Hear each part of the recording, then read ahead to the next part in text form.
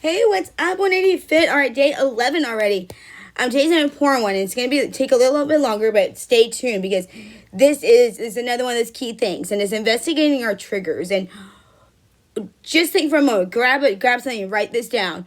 What is it that makes you head to the pantry? So we have to write it down, okay? Think about what triggers you're eating, what motivates you to eat even when you're not hungry, or not eat, even if you are. Is it people? Is it certain situations? Are there particular emotions that actually trigger you? Okay, so I want us to really break this down. I'm going to break it down for us really good today and how we actually combat it, because this is a big one today. How you can combat these triggers when you're faced with them, right? What's a list of actions you can actually do to combat and eliminate the issues that trigger you? Our emotions form the basis for all of our externally expressed behaviors, and we are faced with a given event or situation, which then triggers an emotional response, right? Some of those triggered emotional responses are desirable, as in the case of a sports fan, right, reacting to a close win. But some emotions have to be regulated because our reactions become irrational or unresponsible to a given situation, or even toxic to ourselves or self-harming. And understanding which stimuli affects us and how to identify those emotional triggers is essential to actually getting past some of the barriers between us and our next level of self, with being to lose the weight and keep it off. So when you talk about our baseline, since these triggers are emotional triggers, right, the first place to start is with what we call a mindful meditation and biofeedback. Okay, so I'll break it down for you. You want to start with your baseline of your emotional equilibrium. So how do you feel day to day when your emotions aren't triggered by stimuli? Take a few moments each day to focus on your body's psychological reaction to your daily routine and life events. This is your baseline. This is the point from which you feel or change when your emotions are triggered, okay? So how do we actually get triggered? Let's break this even more. What happens here? So look at your story, okay? So our emotional responses have been patterned from experiences over a long period of time. How you tell yourself story and pattern your self-talk is going to play a crucial role in your emotional triggers. So go back through your story. Look at your life. What parts of it have had the most impact on you and how? Some of these emotional responses will be buried with the grief you felt over a loss of a loved one, fear from your parents being evicted from your home, maybe when you were a child, anger and resentment from witnessing some form of hatred or bigotry, and action as it's pertained to your life and your unique experiences. It's your story, no one else's, okay? So your unique journey. Okay? So emotional triggers can be good or bad. But either way, they serve a purpose in helping us navigate our way through life. When you were a child, when I was a child, right?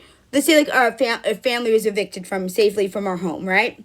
Our emotional triggers may drive us to make choices centered around on that not happening again. And they can lead us to become violently angry if this happens to you as an adult. And understanding our emotional triggers is important to working through rational and irrational behavior ultimately. Childhood events play a larger role in developing emotional triggers because these events happen during the years of our lives when we are the most impressionable, when we are still developing and growing in mental capacity and clarity. And so take a look at your own personal story. Once I had to go back and it's not always fun and pleasant to do that, but it's powerful when you do. Because once you working from that baseline is so key here. So what parts of your story have an effect? What events in your past cause your heart to increase or decrease from your baseline heart rate? Bear in mind that emotions, right, have a variety of effects on us. They can cause our hearts to race or to calm. From one extreme to the other, calmness to panic emotions are our reactions to our environment. So just to look for triggers that upset you, okay? Look for triggers that bring you joy, that bring you calmness, peace, happiness. Start with the triggers that bring you some sort of happiness, and you can then make your way to the triggers that bring you panic or anger. And do this so you can calm yourself, right, in case you trigger a state of panic by addressing it in a particularly harmful moment from your past, right? So once you identify what triggers make you happy? Ask yourself this: how would I feel if this was taken away? Take note of how answering that question makes you feel and where it takes your mind. Your emotional triggers can be any number of things. Happiness in general, the relative safety of your home, okay? Maybe a dog, maybe going to the bathroom when they shouldn't even, okay? A neighbor purposely walking their dog through your yard rather than on the sidewalk. Your child spilling his or her juice all over the table. A knock at the door. The neighborhood kids ding-dong dashing your house. A friend getting married. Your mother-in-law repeatedly banging a metal spoon on a porcelain bowl. Your spouse leaving socks in the living room. Your dog insists it's time for a walk when you're nearly done with your large project and all you need is 3 more minutes. So basically, you identify your emotional triggers by understanding your baseline equilibrium. You focus on what causes an unbalance, either positively or negatively.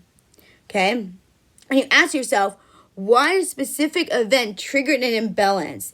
And you have your emotional trigger, okay? So if you've been through any kind of abuse or anything, then this is going to be key, okay? Because there are going to be certain sounds and certain things that happen that are simply, it doesn't make sense to you, but once you unpack it, it goes back to those kind of abusive things, to this kind of trauma and stuff.